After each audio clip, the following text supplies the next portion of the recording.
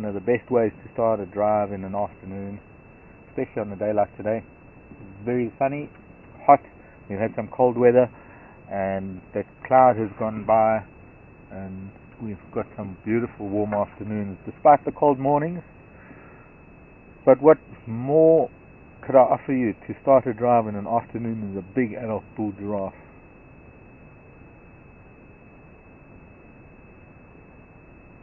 There's nothing really that's much more African than a big bull giraffe. Welcome to Wild Earth. Welcome to Thornybush Private Nature Reserve, and welcome to our live drive. I hope you're going to enjoy. I hope we're going to find some wonderful things this afternoon. Certainly started off well.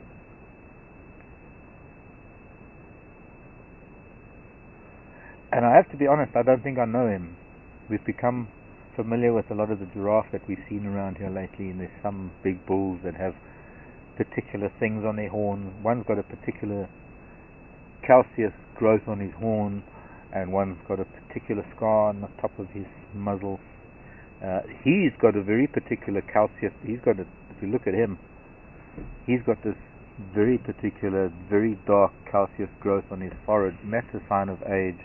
That's just calcium being deposited, because the body has to produce a lot of calcium to look after those bones, and giraffes do engage in chewing on bone for added calcium. I'd imagine they do get, actually not I imagine, I know they do get certain forms of arthritis, and their bones can calcify over time where there's injuries. But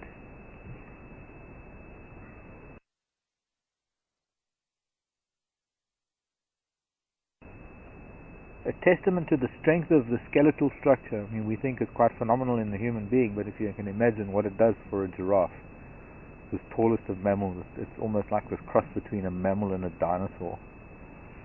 So, really a remarkable thing.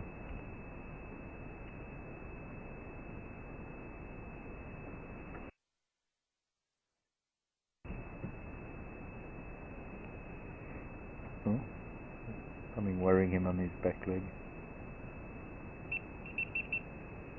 What's up there, dude? A little involuntary action, involuntary muscular movement. Looking for the step that used to be there that somebody took away.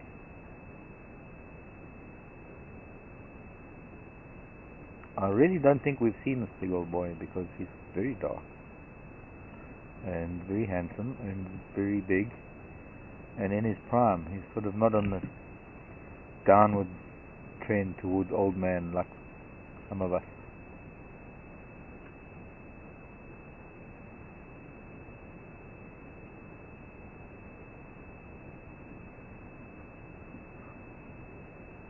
But still, one of my greatest ambitions, when I grow up, I want to be an old man.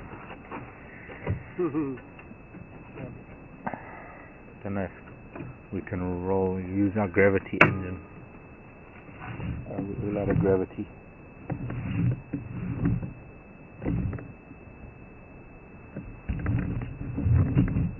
No, there, look, I found a bit of gravity. There we go. Just turn the wheels and I found some gravity.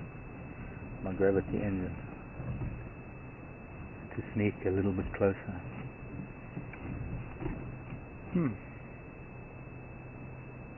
That's it. 12.5 inches.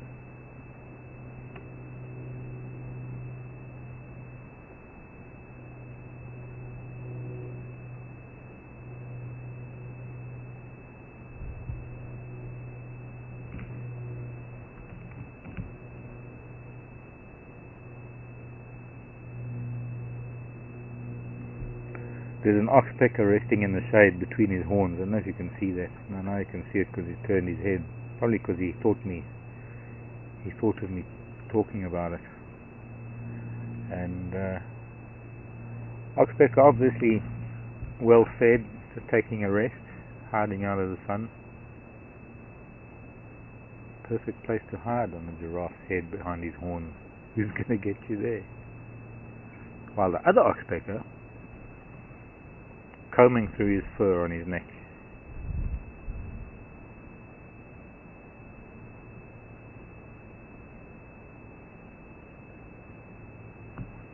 like a youngster up on his mane, young oxpecker.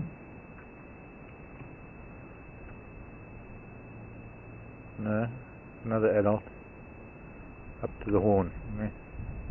King of the castle, let's stand on his ossicone.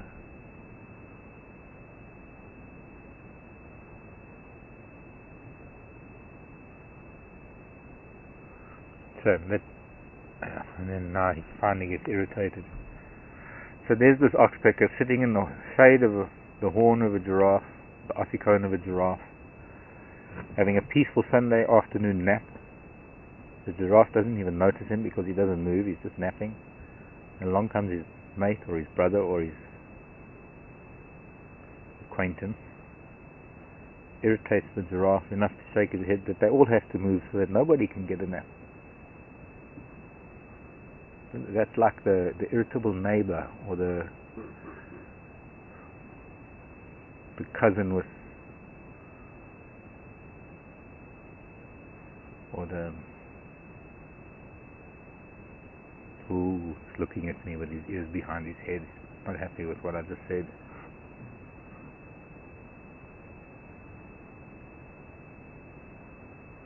Hello, giraffe. Just watching you. Yes, we're filming you. The whole world's seeing you right now. Don't know what kind of concept that is for a giraffe, but if you can understand.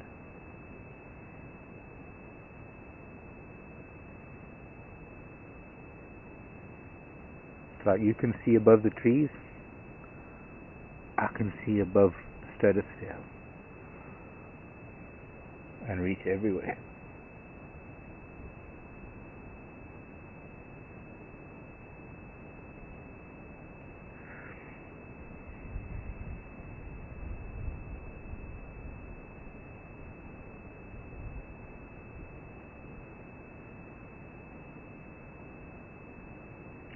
Sunday afternoon roadblock with the giraffe chewing the cud.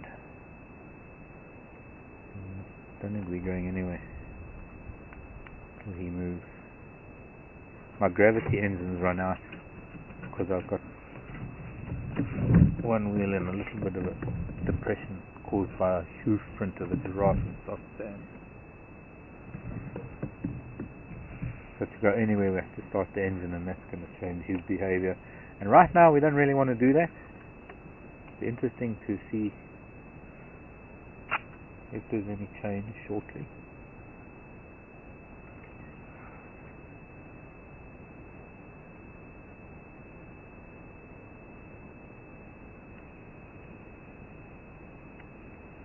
Mark, look at him. Look at him one more time.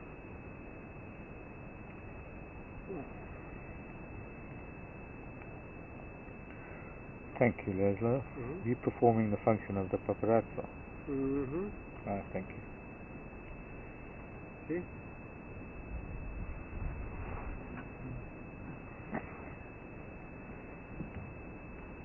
Oh, that's quite nice. Actually.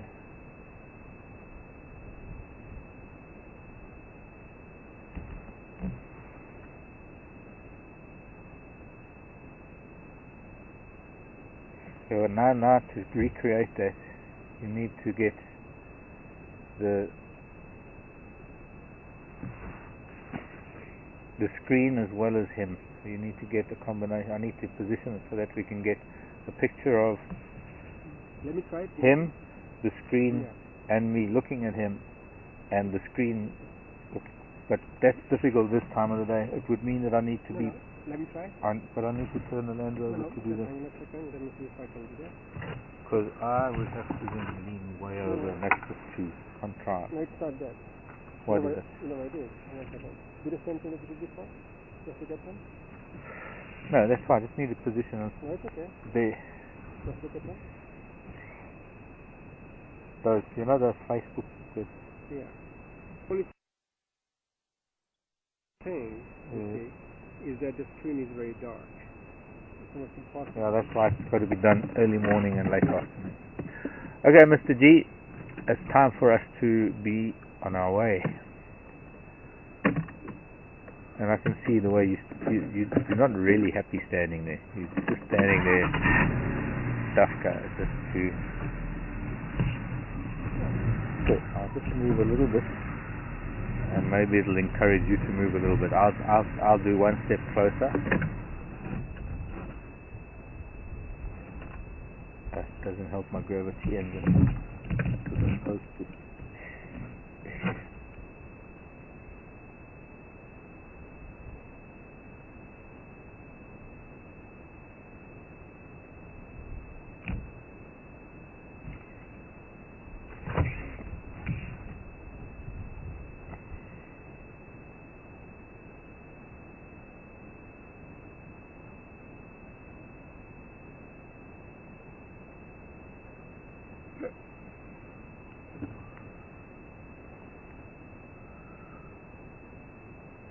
So Laszlo on camera, David in final control, Aaron and Andy are busy going through footage.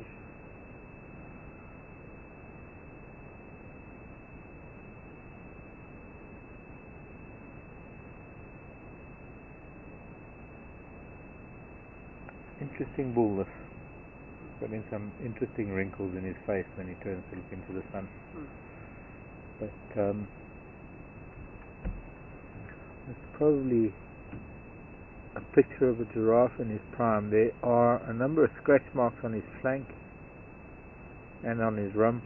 I've no doubt that some of those are lion claws. In fact, I'm pretty sure some of those are lion claws, considering the fact that there are some lion here in Thornybush that prey on giraffe.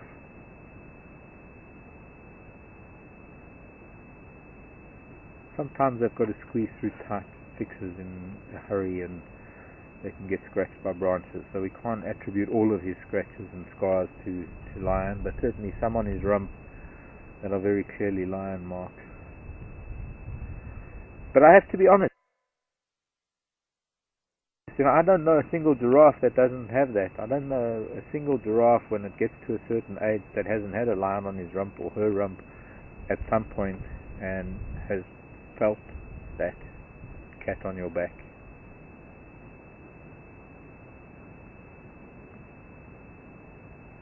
Monkey on your back, cat on your back. There are a lot of zebra too that have managed to get away. And I think the perception is that lion, when they target something, they get it, but it's not the case. They're not that efficient. They're actually not that great at hunting. They're not fit. Why are they not fit? Because they sleep too much. Not their fault. They've just become this optimal apex predator, behaving the way that they do. So if it's not broke, don't fix it. David P. End of his nails. Always if it ain't broke, don't fix it. Or if it ain't broke, break it. So Mr. Giraffe, am I going to have to turn around and go all the way around camp and everywhere back into the sun and do everything just so that you can stand there and obstruct my passage? Okay, the password is acacia. No. The password is ruminant. No, guess that's not it. He seems pretty content where he is. No, he's the gatekeeper. He's waiting for me to give the secret password.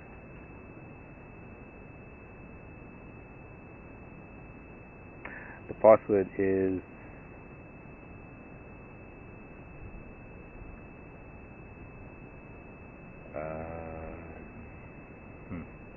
buffalo thorn. No, it didn't work.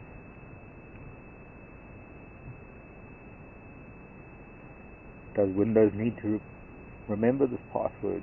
Yes or no? Would you like your computer to remember this password? No. Would you like your giraffe to remember this password? Yes. Ah, see, I've got a rise out of him. There we go.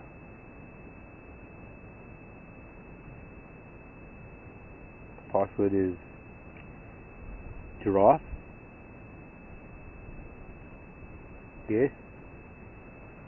No. Not impressed. No.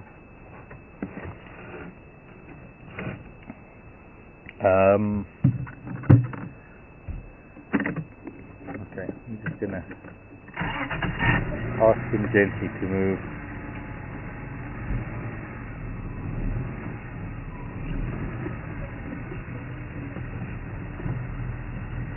Or just get really close to him.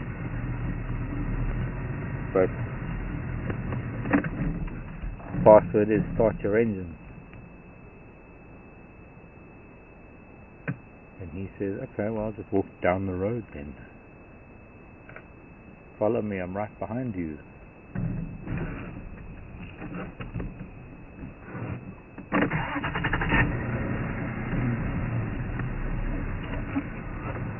The sun is actually quite hot this afternoon, Sunday afternoon, here in July. 14th of July, very special day for some.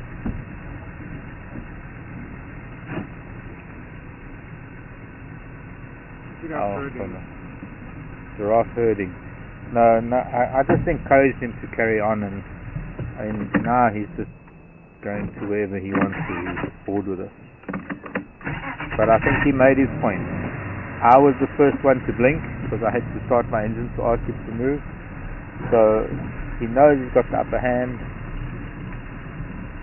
So he doesn't really care anymore. Look, he's just there. He's just wandering off into the bush. He could have done that 10 minutes ago.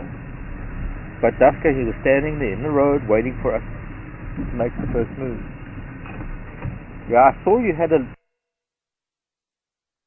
itch on that leg. Now he's scratching it. He thought he could get by with getting around the corner and hiding behind the bush to get to that itch. But I knew he had an itch that he was dying to scratch. Bye-bye, Mr. G. Thank you for your company.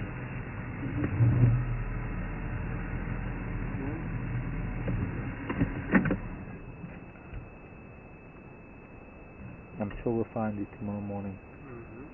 Impala and Nyala just up ahead. Coming out of camp actually. Okay, bye G. You off of him. Okay, so he's gone. And now I can use gravity. Here's this little boy Nyala. He still looks like a female, so this is how the transition works. That has a calf, the Nyala. Look, very stripy, just like the females. You see, just getting his horns, that one running across the road. There's a female now, that must be his mother.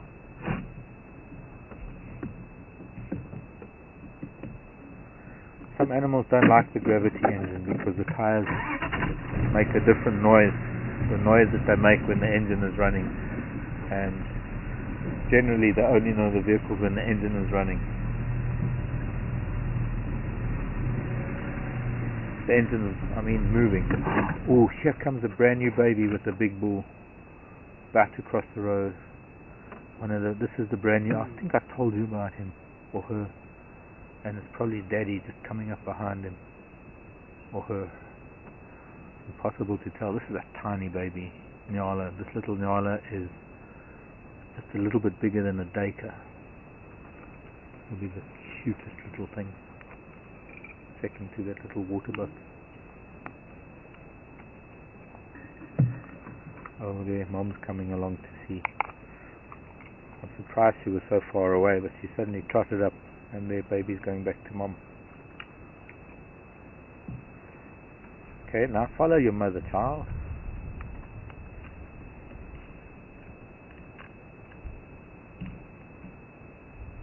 Two babies, see? Two little ones.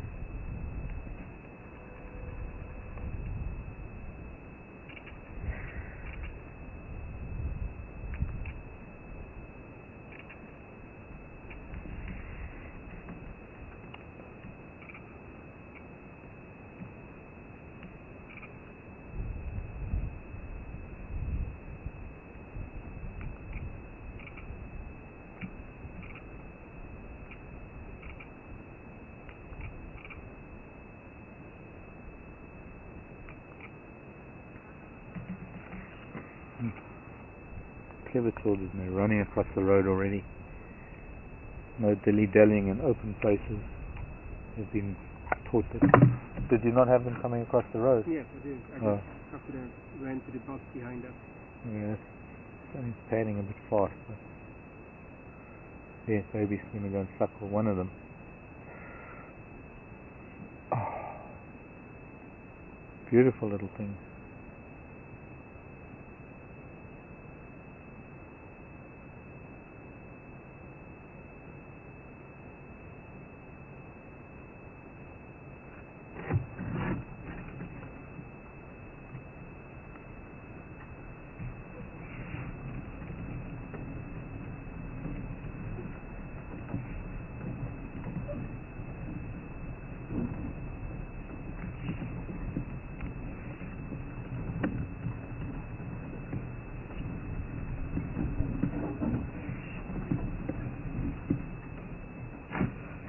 Okay, well, they've gone into the forest. That was quite magical.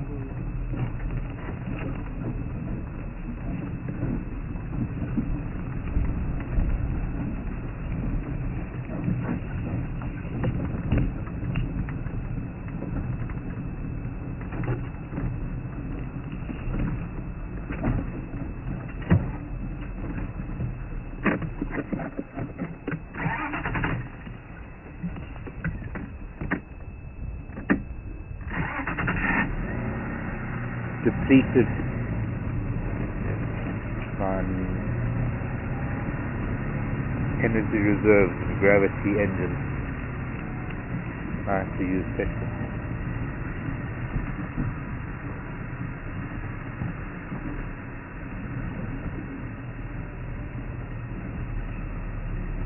Giraffe. I think it was the same Nyala that were barking just before we started drive, but I don't think they were barking or alarming. Possibly for something else.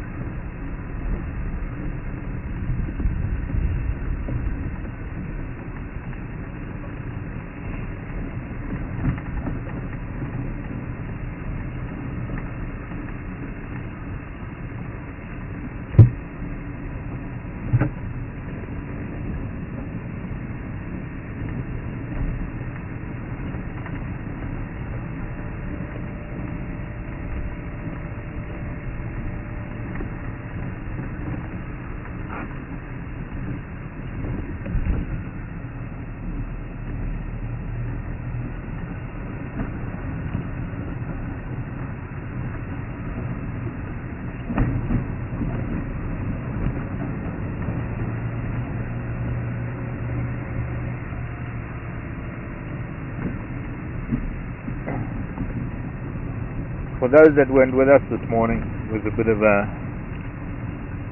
non-morning. It was a nice morning. We saw quite a bit, but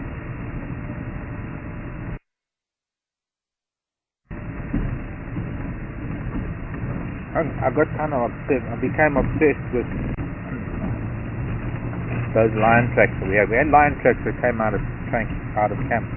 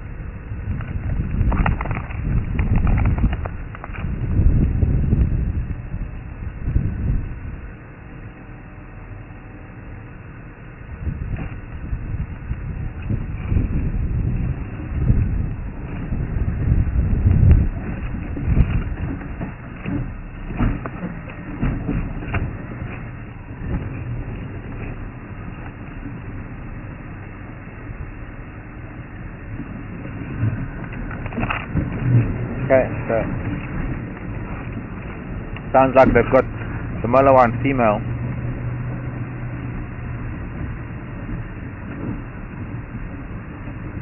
Matthew's in a tent.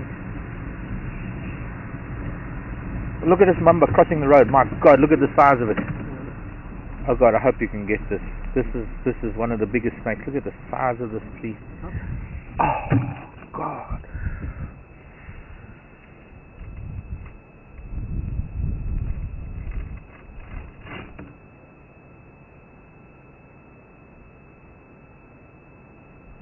Got a serious growth on its right eye.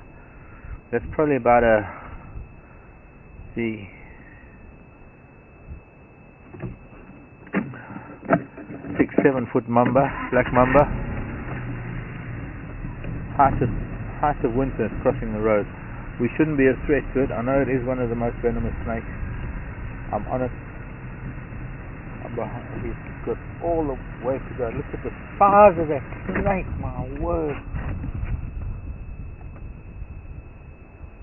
Oh, but he's gone into the grasses.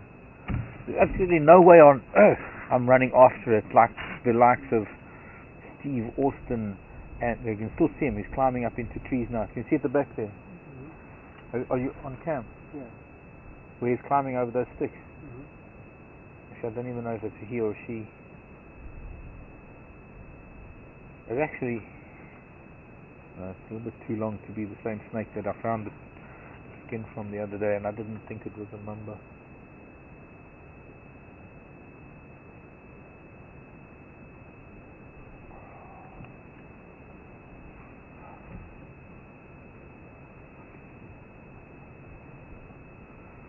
There looks like he's got a serious injury on his, or something on his right eye.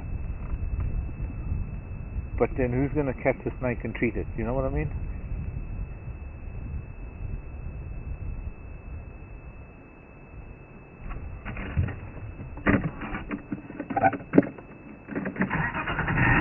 You know, it's funny, you get to know roads. Yeah, I still see him there. Still see him in there at the base of that tree.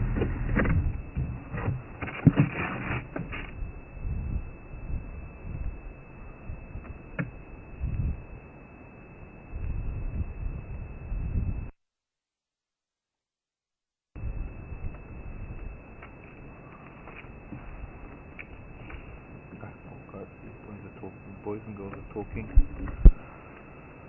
I don't know if we can still see it on cam, but not really. That's hard. But it should be. I mean, it's who?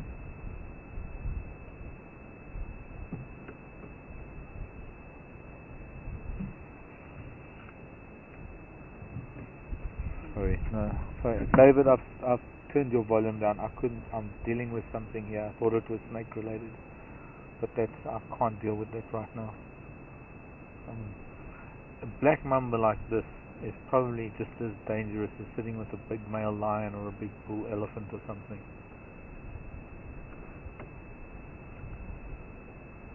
If the snake has stopped, I can see its body still there. I'm no doubt. Right? Just in front of that dark tree on the ground, I'm trying to find its head. I'm pretty sure it's looking at us right now, but it's got its head hidden somewhere in there.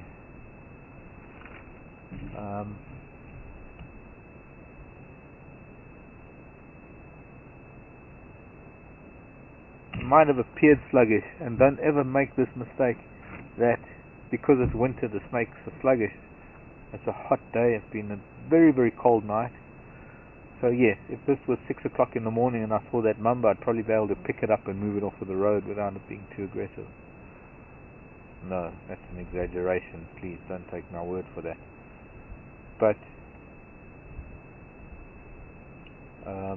it's been a hot day, and that snake is fully active. It's actually on the hunt, no doubt. Hasn't moved.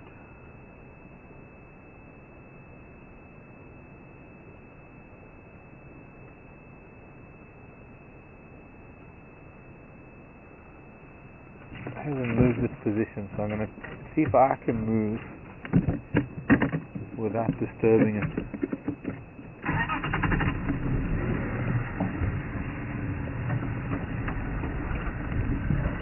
Now, if I had a camera that I could take out in my hands, I would try and just position myself in a way that I wasn't threatening to the snake. That's not going to work. Oh, there we go. He's standing up. Look at that. Have you got him? Have you got? Oh. He just stood up because still head above the grasses. Stood up about 2 feet off of the ground. Head is now very typical Mamba fashion. The front portion of his body is raised and it's moving. It's not fleeing. Okay, it's established that there's no threat and it's gone back down onto the ground and it's slithering away. But classic Mamba, absolutely classic Mamba. The first time ever I've had that on camera, and it's not recording.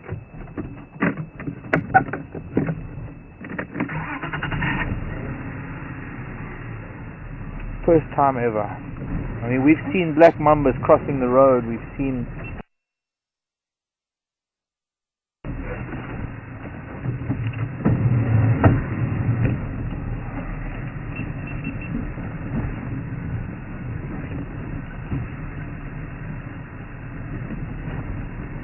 glimpses, not even glimpses. 99% of the time, when we've had a black mamba, it's like there's a black mamba, and by the time the camera's there, it's gone. And here was a snake sitting there, and I have to admit, I did push our luck a little bit. But I felt I was able to. We're in a vehicle. I'm not going to do anything against the vehicle. Different story. If I'd ventured in there on foot and I tried to get a rise out of it on foot. You know, black mamba strike, lightning fast. It's a multiple striker. It has a neurotoxic venom that is almost instantaneous, just on the nervous system. On my nervous system, wouldn't be even enough time for Laszlo to get back to camp. I'd say goodbye to you all on air, and that would be it. For me. For you, different story. For you, I'd be able to apply CPR and keep your heart beating and everything until we manage to get you onto machines, hopefully, but it's still a dicey thing from the bush. You just got to keep people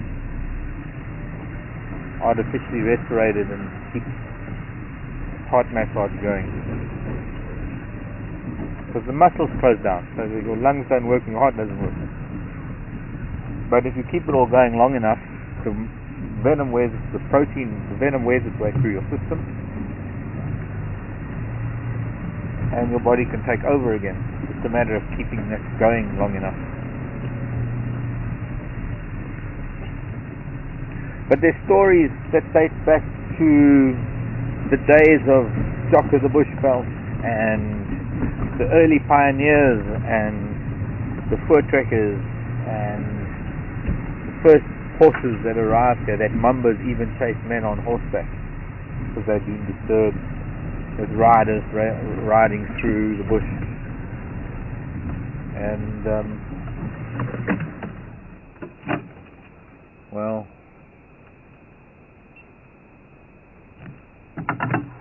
so I think I've been asked sometime, because David, by the way, I've had my earpiece out because that was just too incredible to be concerned with radio things about something that was something else. But I've been asked a few times, what are the things that excite me about this? What are the things about live drives? What are the things about being in a vehicle, not only with the live drives, but even just with guests, people who are on a live people, living people, let alone cyber people? Because I think it's phenomenal that I can reach thousands through live broadcasts. So when I've got a vehicle, it's got 5 or 6 people experiencing something, maybe 8 or 10. But that very thing, that is one of the things. I can see elephants every single day of my life, and it's the most exciting thing of my life. But it's the inconsistencies, it's those surprise visits of nature's wonderful little children that appear out of nowhere and blow all the media and all the hype and all the fantasy and all the bad publicity out of the water.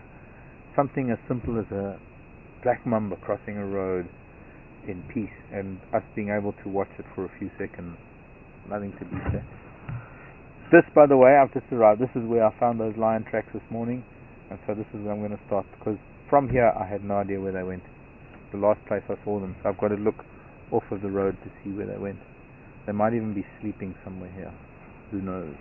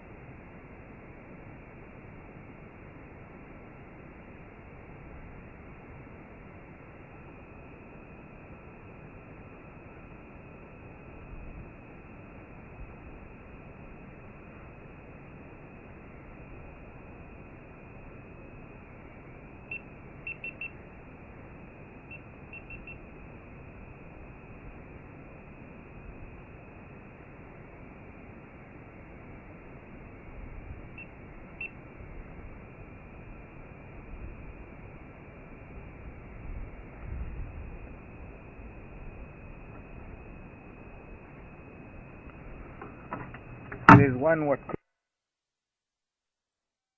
could be a print where that old lion dung is from when that young male was last in this riverbed and he came up and he did almost the same thing.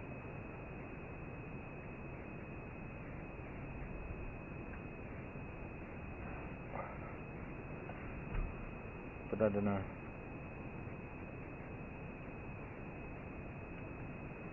Two lions crossed the river and I'm only finding tracks of one.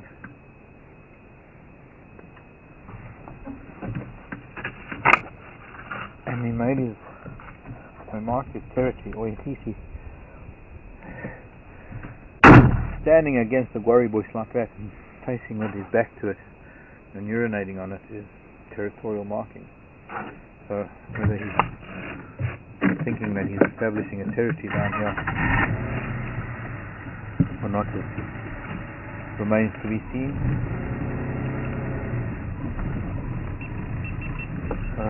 No. There we go.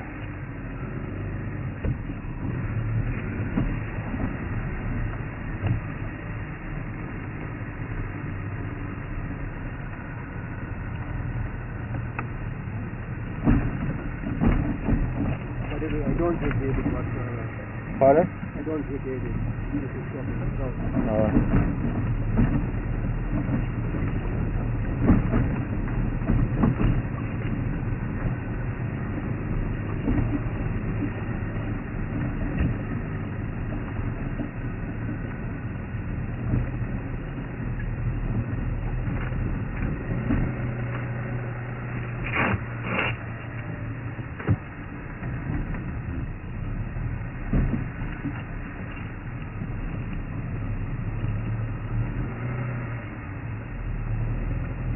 But I can't find anything else from there. We tried a little bit down here in the riverbed. We tried, obviously now the shade is different. In the morning they would have been lying on the western side of trees and in the western shade of trees, and now that the sun is in the west they'll have changed position, so it's possible that they might be visible. But really with an entire reed filled riverbed and dense vegetation along the sides of the river and no tracks on the road, they could be anywhere. I can't follow tracks in grassland, not after buffalo and elephants and 1,001 other big mammals have been through there.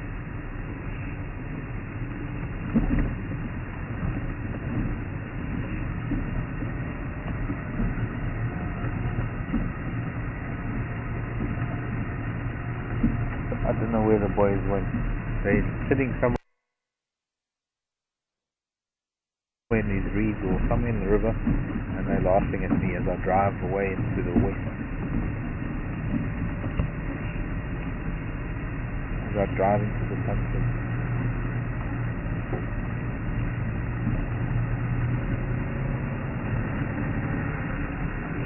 Right, Leslie, I tried. We can we'll definitely come back this way, and maybe later they might be calling. But thanks for trying. That is the only line that we have available to us, and for the life of me I can't find them.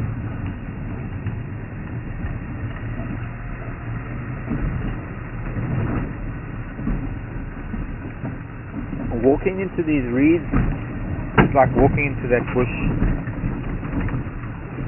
after that black mamba.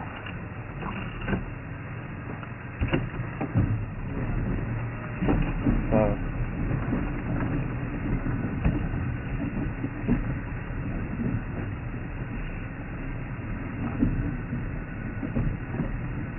just in case you didn't know, that snake that we saw, probably one of Africa's most venomous snakes.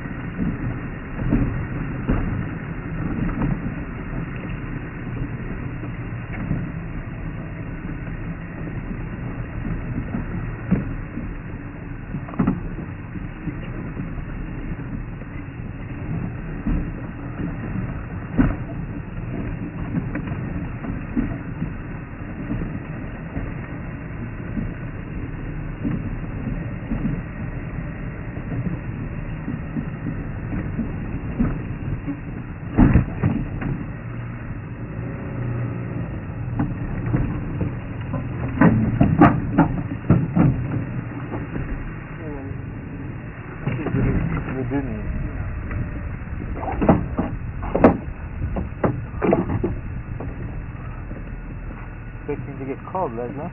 You think? Of course. Yeah.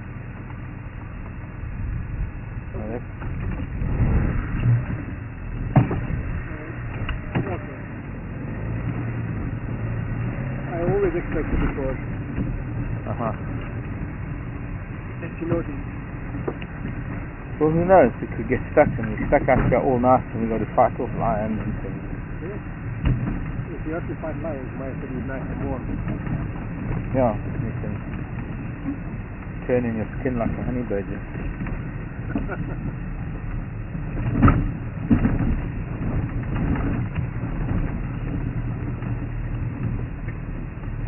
Hello, Dal.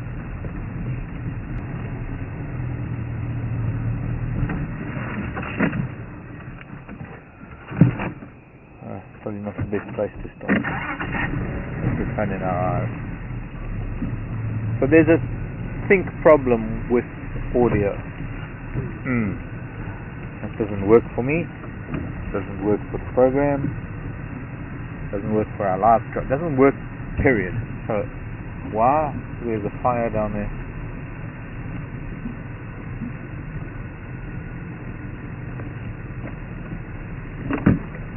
Can we get hold of Pete and find out why, and if we can fix it as soon as possible? Because I thought there were a few things about it on the emails this morning. I thought it would have been fixed.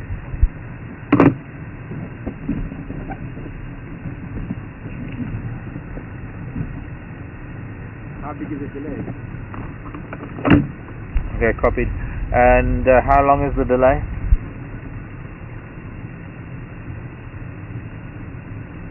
Okay, so it's not like minutes.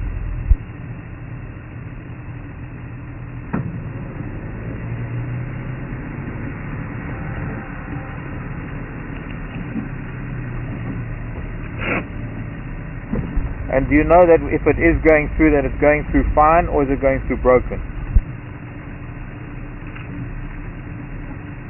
And there's very little point in me talking if nobody can hear what I'm saying.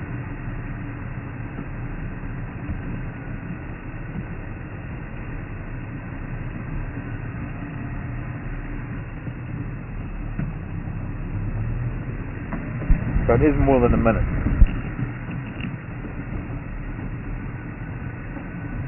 Okay, so we're going to shut down, and then we'll start up again, and hopefully it will be back in sync, or hopefully, I don't know. But I'm going to shut down and start up as we go back. Driving back into the sun. Hopefully it sounds pretty good, and hopefully there's no lag. I believe there was quite a lag in the sound. Disconcerting. Doesn't work well if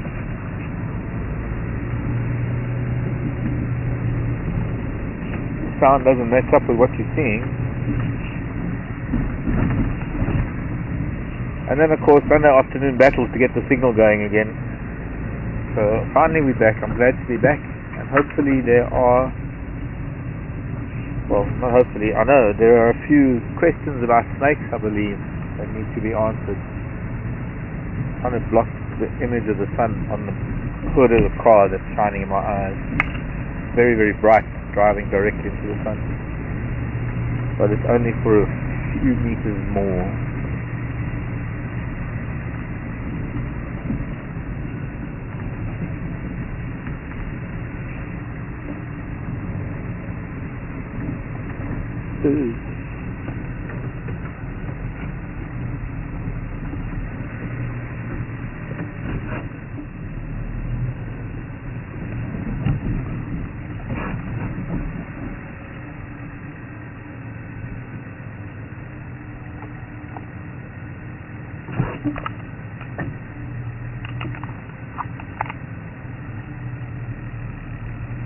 Good. Sounds like everything is good. This is good news. Welcome back.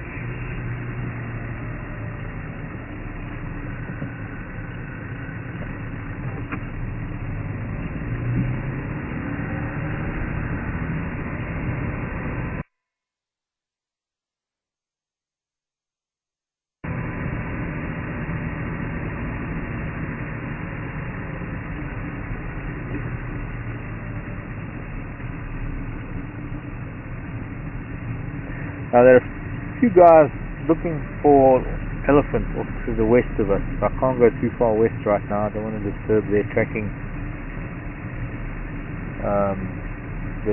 period. Speaking of who,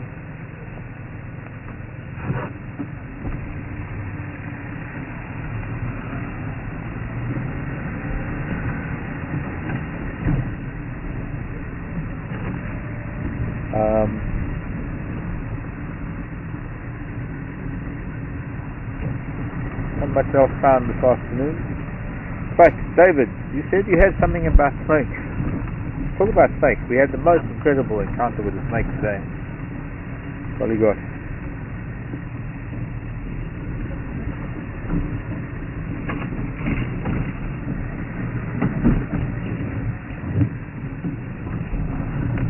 Oh, there. Quite a few, and we'll go through them one by one. Some I may not answer.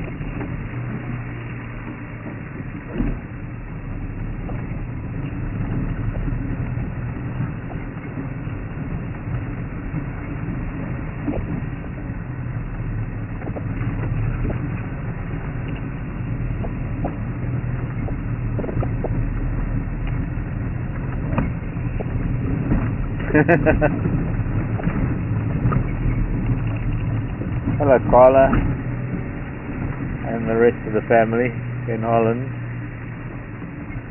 Hi.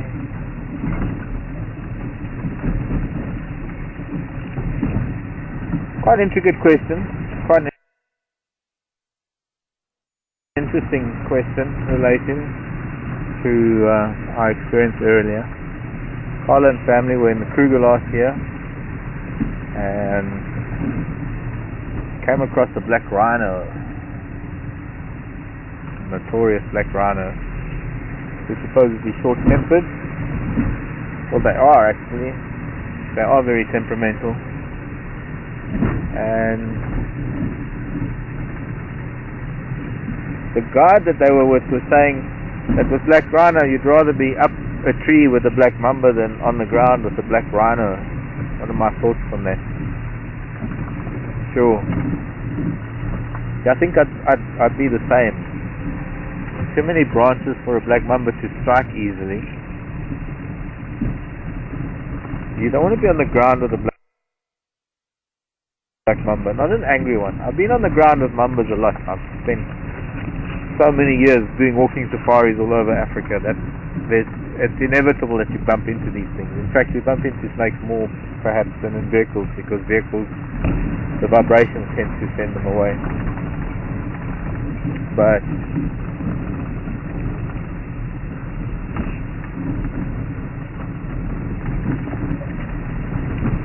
to be honest, I haven't had too many experiences with black rhino, but I do know their temperament, and I do know that climbing a tree is your only defense. They're just this little ball of muscle and attitude.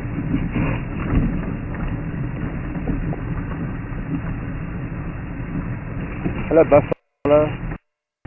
Yeah, you too. You're also one of those muscle and attitude characters.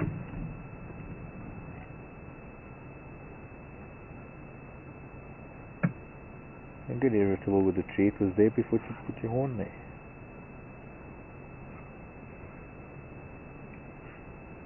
You want to say something, record something.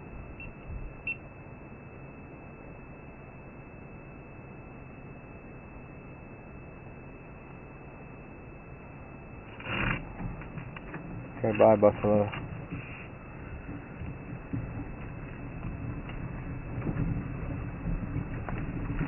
Oh.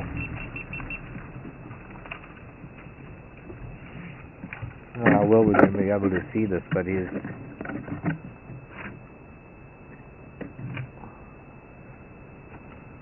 having a good rub of his boss on the tree. I don't know. Ideally it would be there if we could see him, but from here, maybe a little bit. Just see him rubbing on that. Not sure what it is. Could be a young buffalo thought. No, it's a combiti.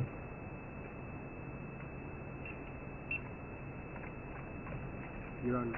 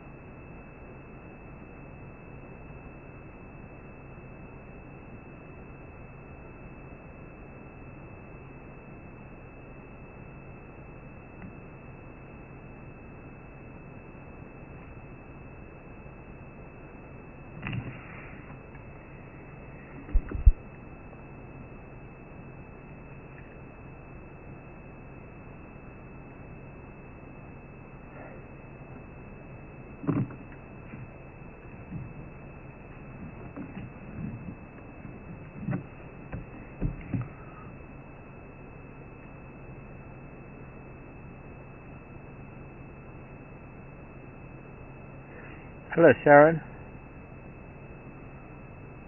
A slightly different subject to the buffalo.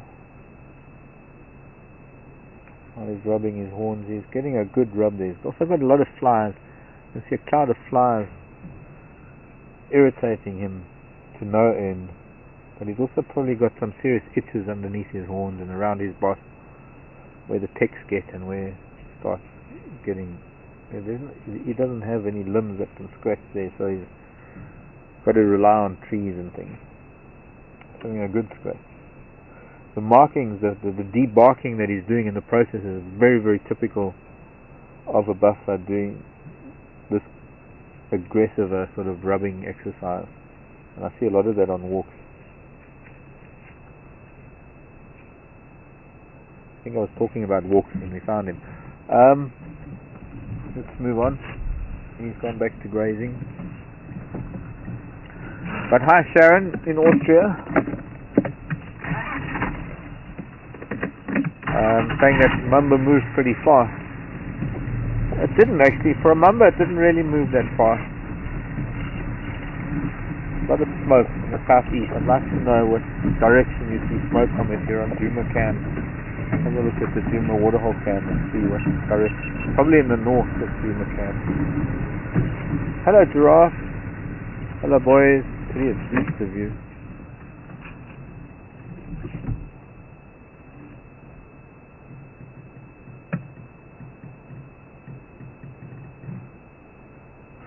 Of course we know him. He's one of the instigators of most of the sparring that we see. He's got that extra little knob coming out of his left horn. We've seen him a few times. Well, I guess we've seen this whole bachelor group, but he's about the most noticeable giraffe that we can see. That we see. One of them. Others, gee, you got to learn patterns.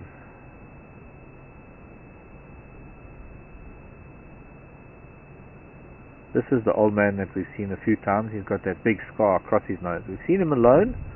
This is actually a very good thing, because right now we're actually seeing him with a bachelor herd. And the last few times we've seen him, he's been alone. But he's got that very, very distinctive lateral scar across his nose, across his snout, I guess. Not really his nose, snout. His between his eyes. Hello, old man. Nice to see you again. You're teaching these little boys something.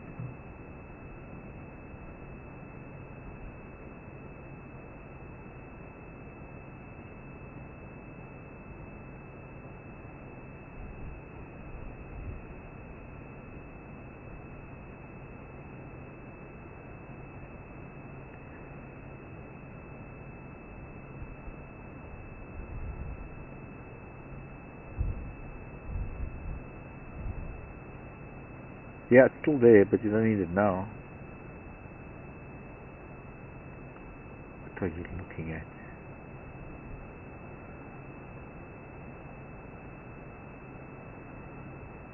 Yeah, you've got a long neck, you can get to all sorts of things.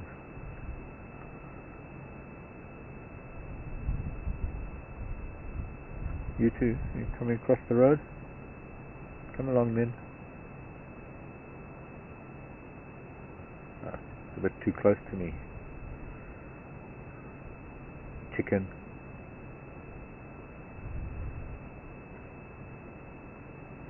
Down in the riverbed.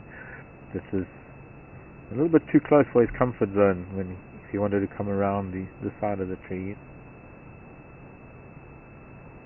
He doesn't know how I'm going to react, and rightly so. I'm a human. I'm the most inconsistently behaved animal on the planet. I'm a human being.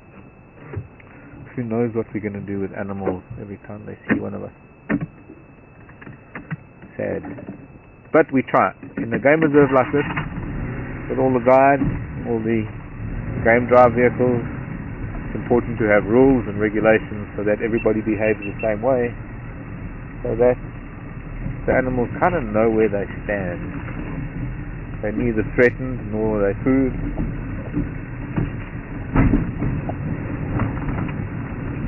Yeah, boy. I didn't Sharon's question about a second ago, but what is it?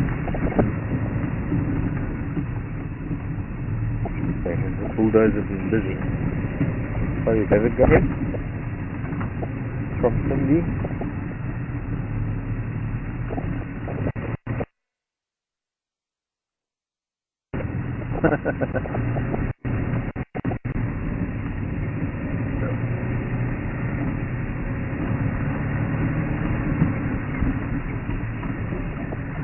Hello, Cindy. Interesting question, but I'm afraid no, that's a little fantasial. Do giraffe ever approach the vehicle looking for food? Giraffes don't know that they don't associate the vehicle with food. There's their food. They associate the vehicle with perhaps curiosity, a little bit of danger, and definitely is not something that they need to play with. So they keep their distance, but there's nothing in a giraffe's mind at all that associates the vehicle with food. Giraffes have never been fed from a vehicle, so they haven't, apart from the fact that there's no food, that we could offer a giraffe that is better than the acacia and the Stichosaphus and just the variety of trees that they have out here. This is the natural environment. This is not a zoo. This is not a place where they grow trees to maybe feed. This is where giraffes have always lived. So this is their ideal food.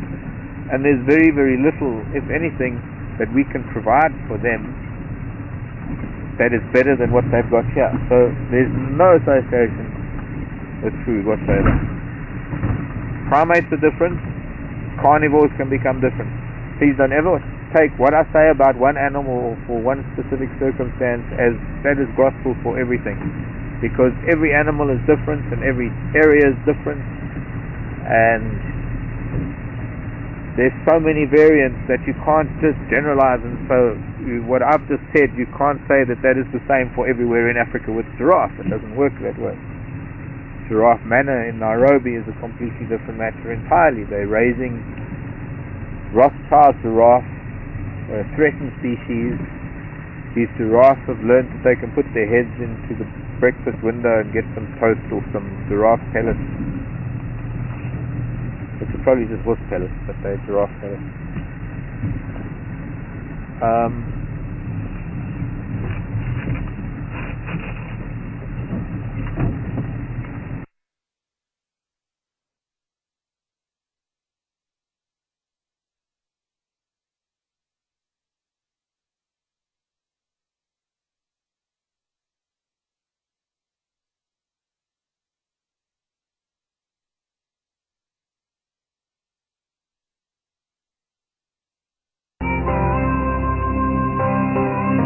One of those trough things for hay or lucerne, like you put out for cows, and you put it 6-8 feet above the ground, and you put lucerne or something in there, maybe the giraffe would come through.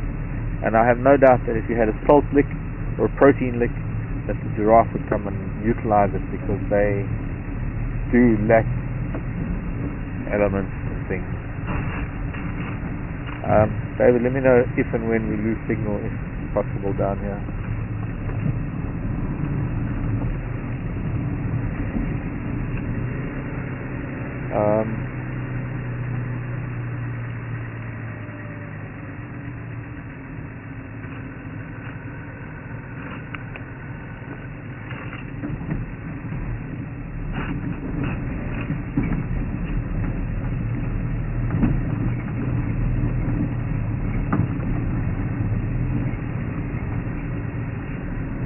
Sometimes giraffe approach the vehicle up until their safety zone, and then they stop because they're only coming to see, they're only curious.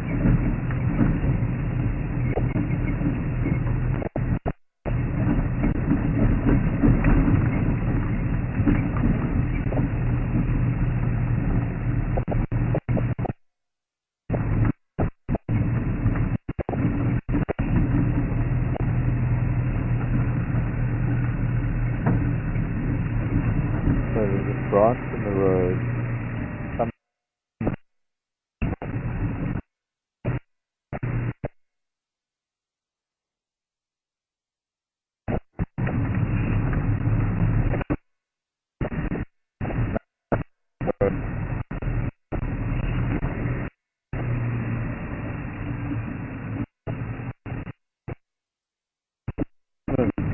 It's a signal for someone. Really? No, elephant track. No, when you're trying to show somebody where something went, you leave a branch in the road. It's standard operating procedure. Oh. Something I just learned. The branch points the direction that an animal went, so something was here earlier. It could be in here first.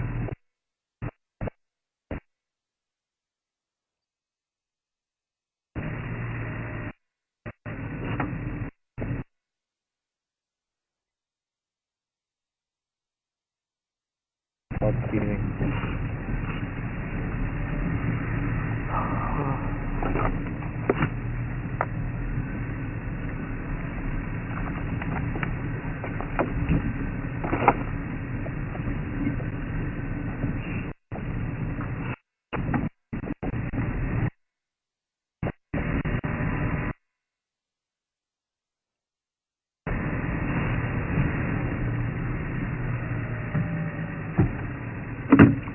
Still got a lock.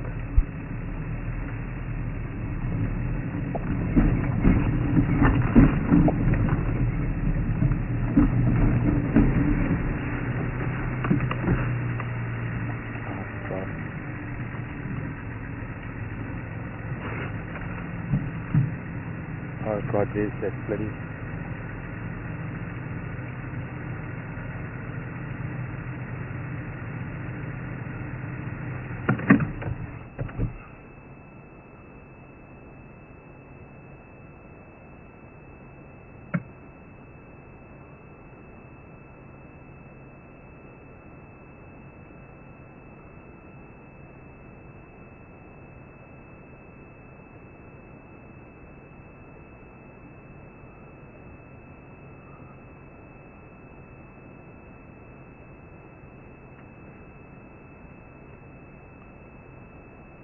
There's that cheetah coming. That cheetah down the road. Please tell me we got signal. I knew I might find her. Oh! Fantastic. There's cheetah. It's coming up the road. Down there at the bottom. Okay. I'm recording. And this one.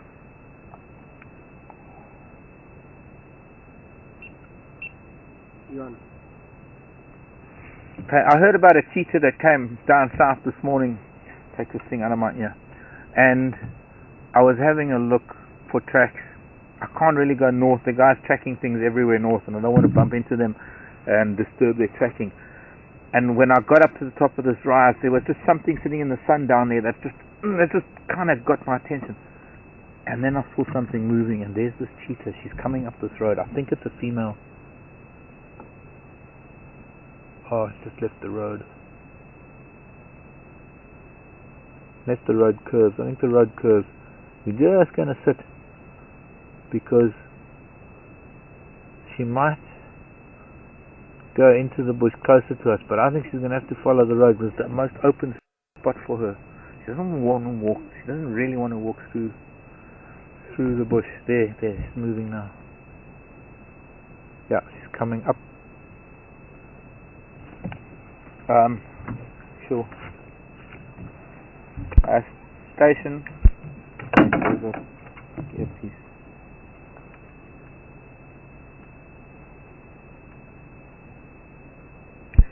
Station on buffer cut line.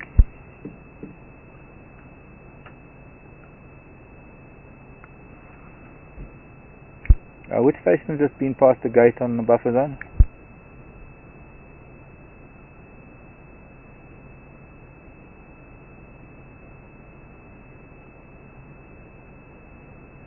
If anyone can copy me, I've got a trunk line coming up Shaluti Bushwater cut line from the bottom towards the gate heading north from a long distance. Let you know further.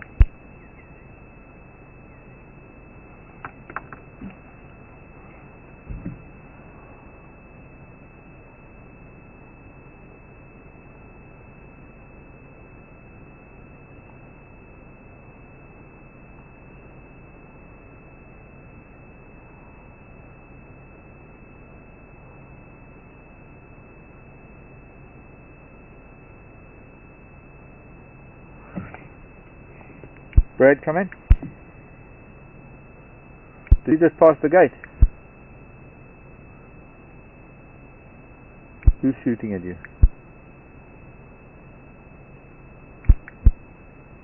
Come back to the cut line. I've lost visual of her. I can't really move because I don't have signal down there. So I need you to come up the cut line, please.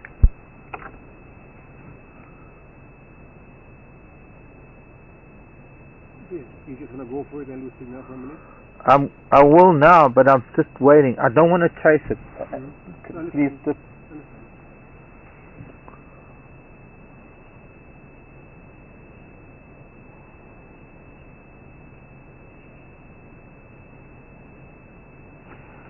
Oh, a lot of gunshots. I don't know why.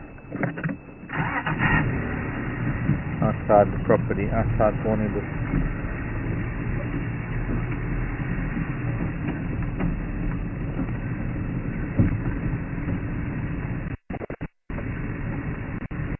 Thinking that she's got to walk up this because there's a fire break here, that it's wide enough and she doesn't want to necessarily go through the bush. I want to see how far we get without losing signal.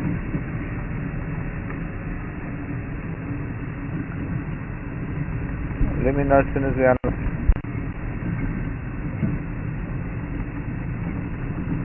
Here she comes, here she comes. Okay, we're going to stop now. She's going to come. Still got signal? Excellent, we still got signal, so we're not going to try anything further. She's coming.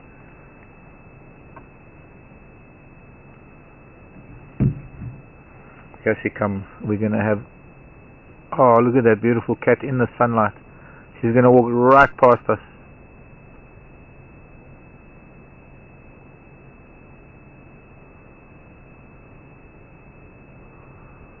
I think it's a female. They're talking about a female cheetah this morning, and I'm hoping that this is her. Yes, he's recording.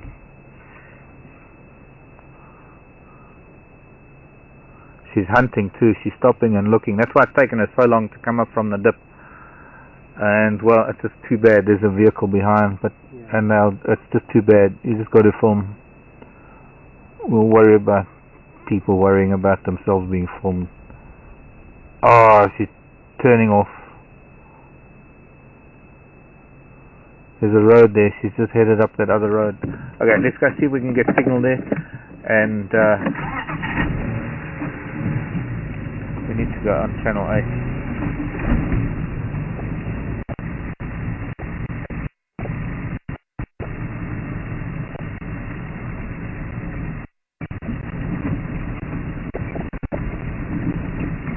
Choppy signal.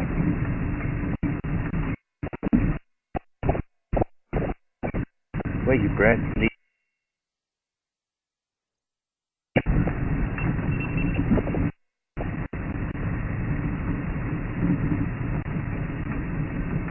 These guys are talking a bit loud of crap on this thing.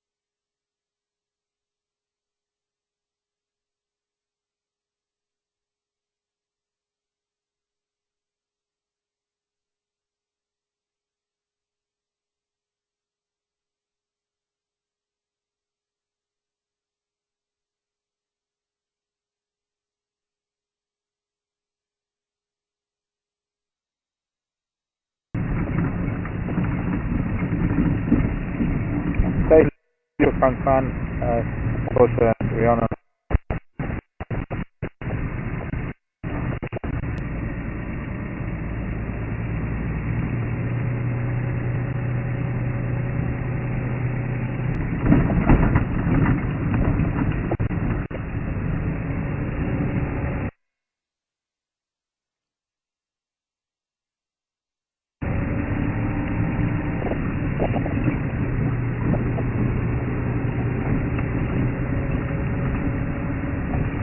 Okay, we should make.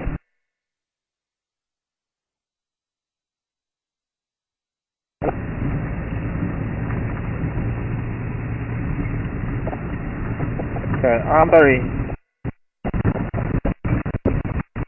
I got a distance glimpse of. I don't know.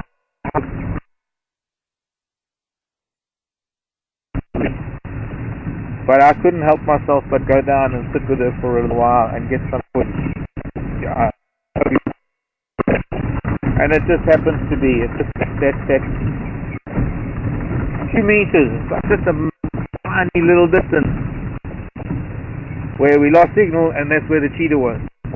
And I tried to stay where we had signal, hoping she'd come up this way. But we had a couple of factors against us, and the main thing that we had against us was that the sun is going down, and she's got to find somewhere to settle for the night. And she knows this area very well, and it's possible that that little spot where she's at is the only sort of open patch where she can be. So she's some impala here. She could have carried on coming up this way. But once again, it's one of those things that, you know, she can't hunt right now. It's probably the worst time of the day for a cheetah to hunt. Well, she could. I'm not saying that she could. She's not going to... not as bad as hunting in the heat of the day in terms of energy expenditure, but what it is that there are other predators that are starting to wake up now, and so it's pretty crucial that she find a safe spot for the night that's not going to attract attention. And if she was to go hunting, the very active at giving off alarm calls, because that's what the animals are going to do, not her. But the animals are going to alarm. It's going to be a nightmare of noise and smells. It will only attract attention to the area for the night. So she wants to find a quiet spot to sleep. There's not much time for these guys to view her. We found her pretty late, and we were lucky. It was way down south and none of the guys were there, so I actually managed to get to sit with her for some time.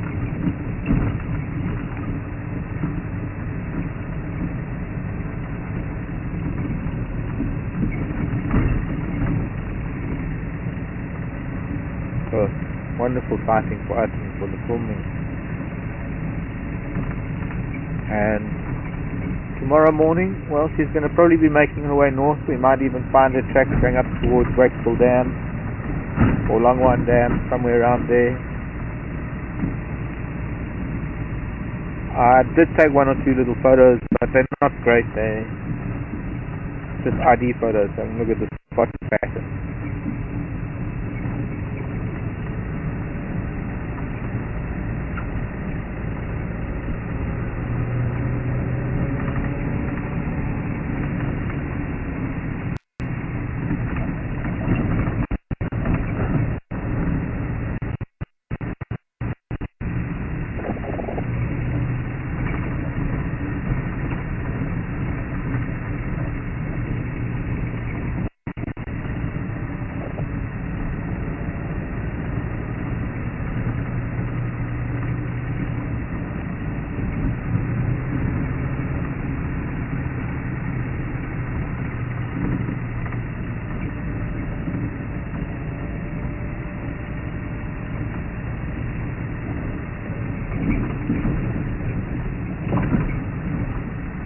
I was going to try and head up to Waxville Dam for some elephants, but there's still some vehicles up there and we're not going to get to see them. And I'd actually rather try and get home, closer to home, to see if those lions are going to wake up. In the last sort of half an hour or so of drive. By the time we get to the elephant, it's going to be too late anyway. It's like cheetahs. You're not allowed to view them at night. Only view them in daylight hours. Oh, look, these euphorbias. Candelabra trees. Hello, candelabras. Good children. I've got some in my garden. Yes, David. What do you have for me? Pupa from a parasitic what? John wants to know. Wrong question.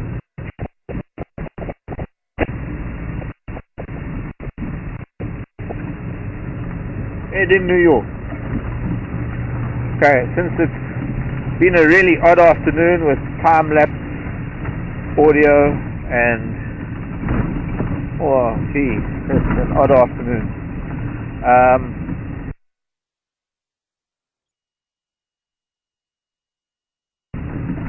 Getting back to the snake question. Ed wants to know if a mamba can stand 5 feet in the air. And yes, Ed, a mamba can stand 5 feet in the air if it's about a 10 foot, 12 foot mamba. It'll easily stand up 5 feet in the air. Mamba can stand higher than a cobra. When we were leaving that mamba, when we were with him, and I just tried to nose in a little bit more, I disturbed him. Her. Could have been a her. I'm not sure. I was just so excited about seeing a mamba. I didn't even think to make assumptions of whether it's a him or a her. And don't ask me how you tell the difference, because you've got to have it in your hand. But generally the male's got a longer tail, the female's got a much shorter, stubbier tail in most of the snakes. So I didn't really check on that. But towards the end I did disturb it and it lifted its head, but only minutely, like a normal leopard would. A lot of the leopards lift their heads up, and a lot of them have the ability to flare their necks. Hence most of the cobras have those hoods. The mamba also flares. Mamba also has a little bit of a hood, but not quite like the rest of the cobras. There's a vervet monkey here.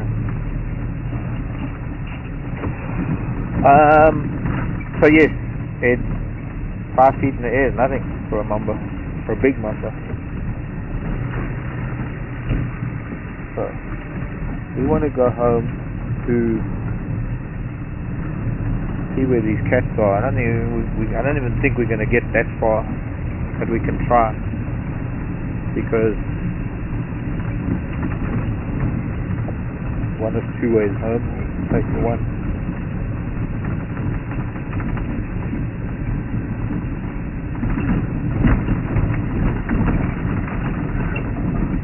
Next question, because I know there were a few, so let's get through some questions before the end of the day. It's been an odd Sunday, and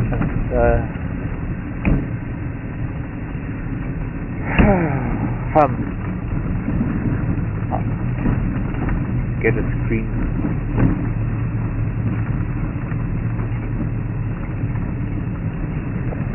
From, not sure who that was, so I couldn't really whisper in my ear. Can a mamba take a big animal if it was bit? Yes, big animal, like Norm. Oh, Norm. Tennessee Norm. Yes, Norm. Large mammals can be affected by the bit of a mamba. If what? That happens though.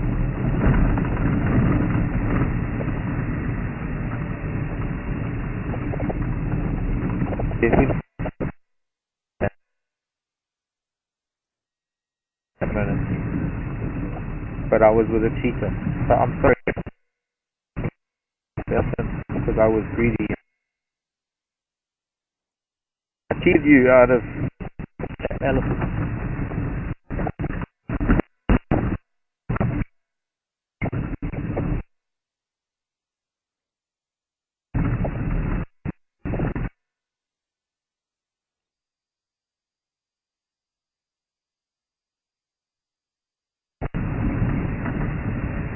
There's still a number of people trying to get to that elephant sighting, and they can't get there because the guys at sunset, you can understand the guests want to see it, but they're compelled to what's the lineup. Even other vehicles watching the line, asking what the lineup is.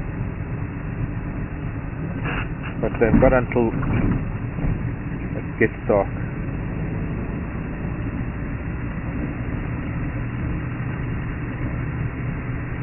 So,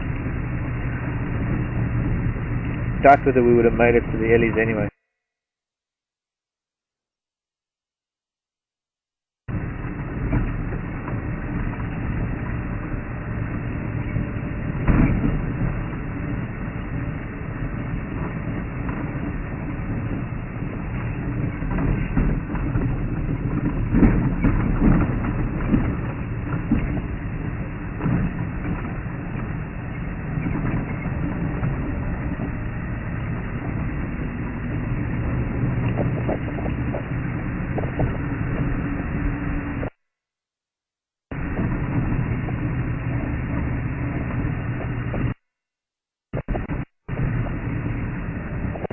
No, the snake question. Yes. Let's talk about snakes. Learn something so that you're not afraid of them.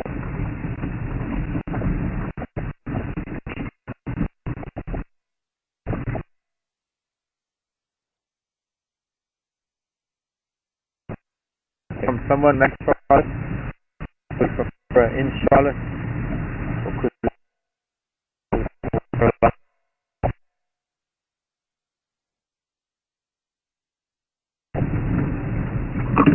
who's it from?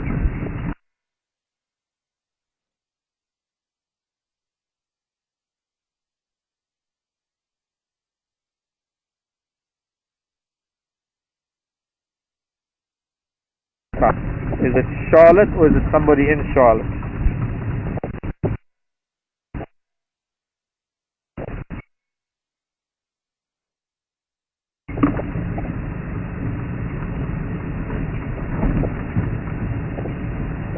Okay, so now we've got another gremlin in the system that when David talks to me, it cuts the signal.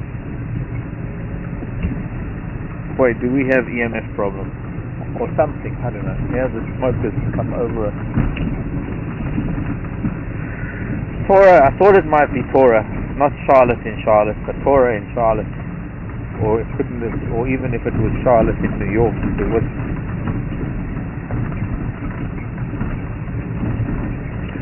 But Torah, do we carry antivenom in the camp? No, we don't. No, we don't.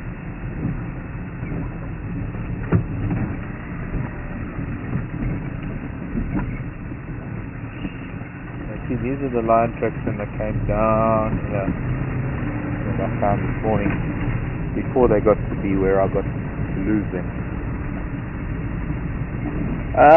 Quite dangerous keeping snake anti-serum or serum anti-venom. Mostly because, first of all, quantities.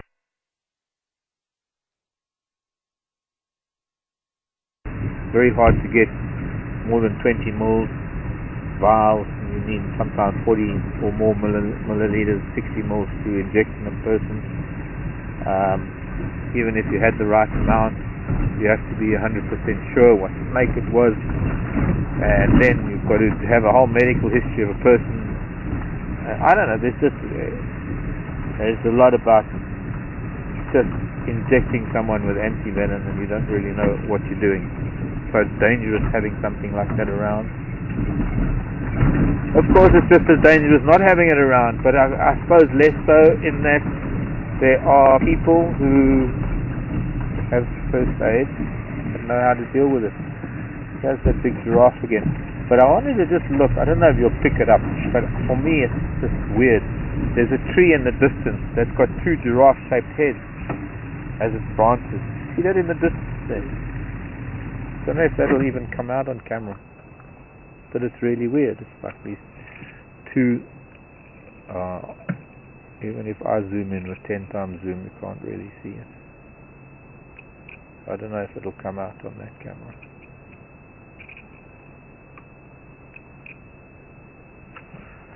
Giraffe-shaped leaves and branches sticking out.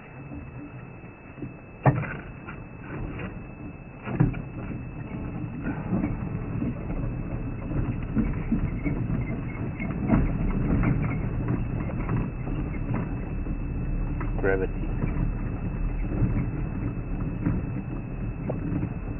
John Mayer singing a song about gravity. So yeah, it's us again, old man. It's us again. But we're just gonna... Bye. Good night.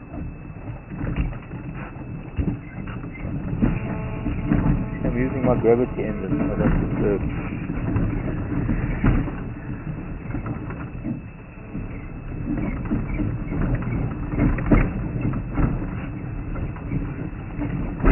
Any more questions?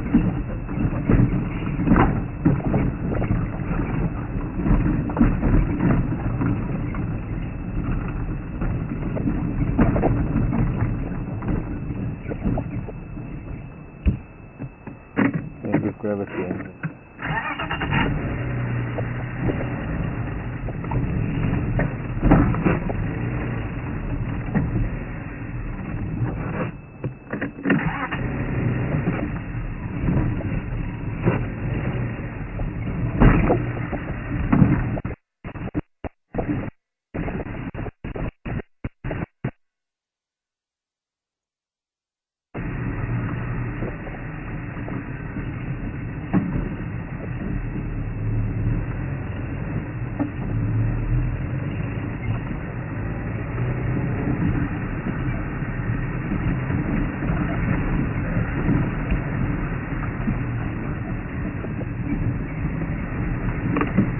Everything so fine?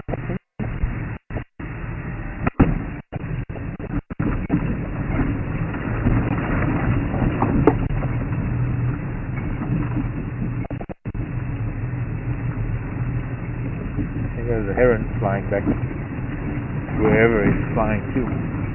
I'll be the pan or one of those little dams further south.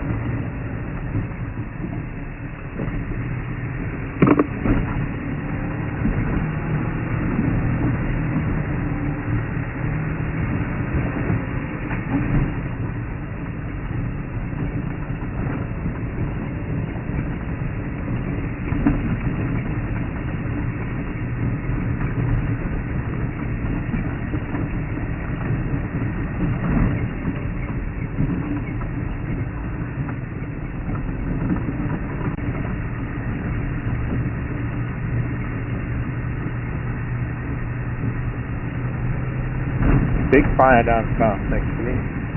All the smoke that's here, that would be coming from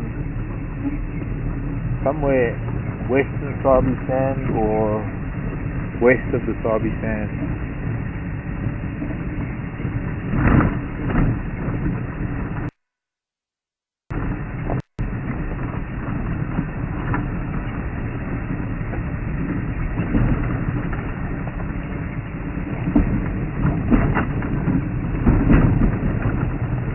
Thing onto my iPod. To my iPod and my docking station, plug it into the digger and play that lion until he calls me. And then find him. Cheating, not allowed to do that, but after today's cracking I'm liable to try anything.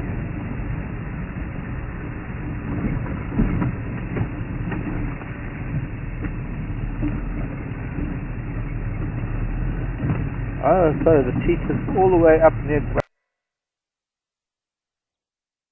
Okay, wow. So much for her settling down.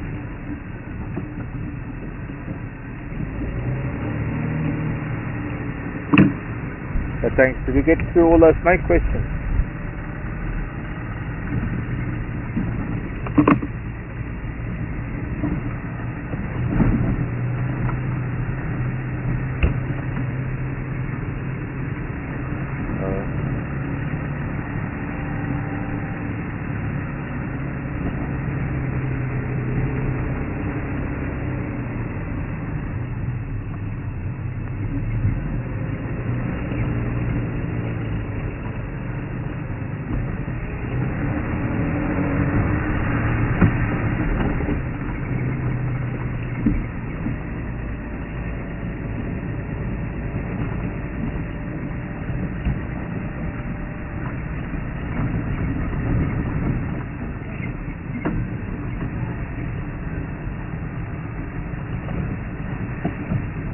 Excuse me, Franklin.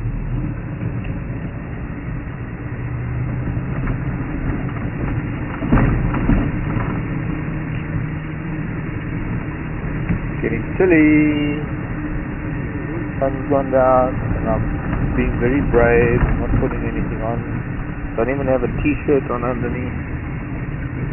I'm being optimistic and brave. The spring's on its way, and it's not really as cold as I think it is. I'm trying to use mind over matter. Hello, buffalo. Good night, buffalo. I'm looking for lion. I'm not stopping for buffalo. Got 2 minutes to find a lion. Waking up where I left them this morning. They left their tracks. Hopefully.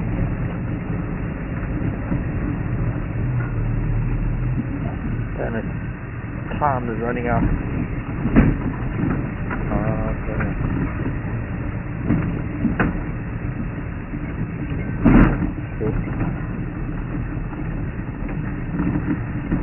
She might sleep at Waxwell Dam tonight. The elephants are there. She might use the elephant for safety if they don't know that she's there.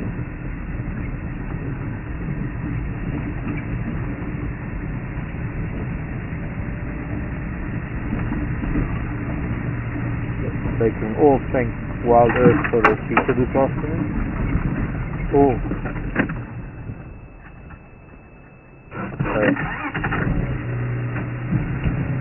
This babbler's making a noise.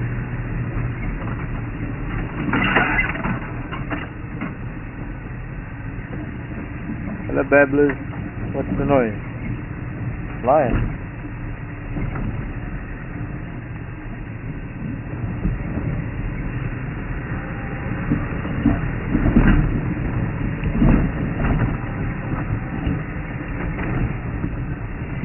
Do you need more of your warm stuff? Yes, please. Like that stick? How the blue one? And that one? Yeah. You can, if you want to take the other one, the long sleeve shirt. No, I've got that.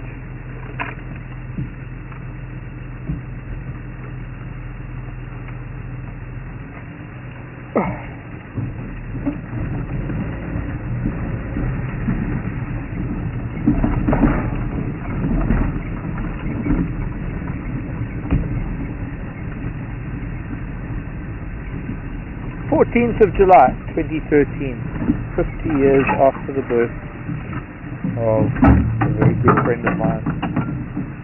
That's very close to my heart.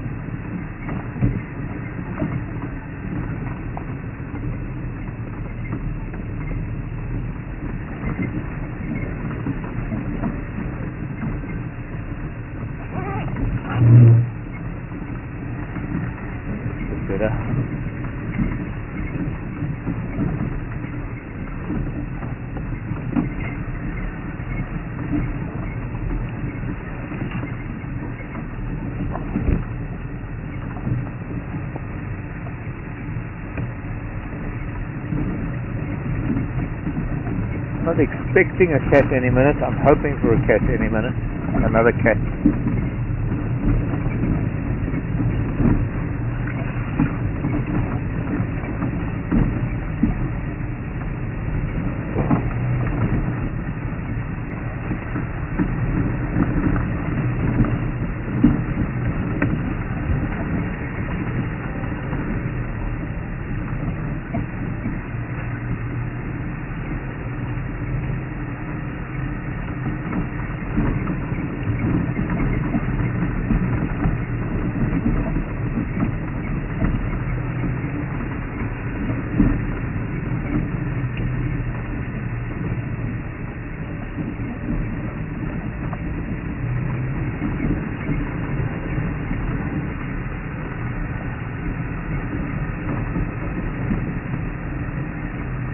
The baker that's always there.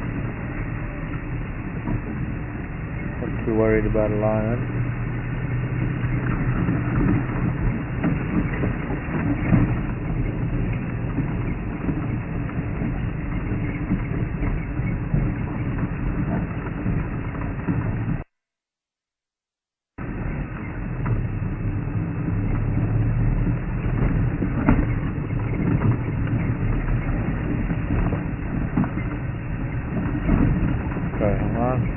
Just got to get to this. Just got to get to Albedo Pan, and then I can close down. It'll be a little bit late, but I just have to. I have to know. I have to know.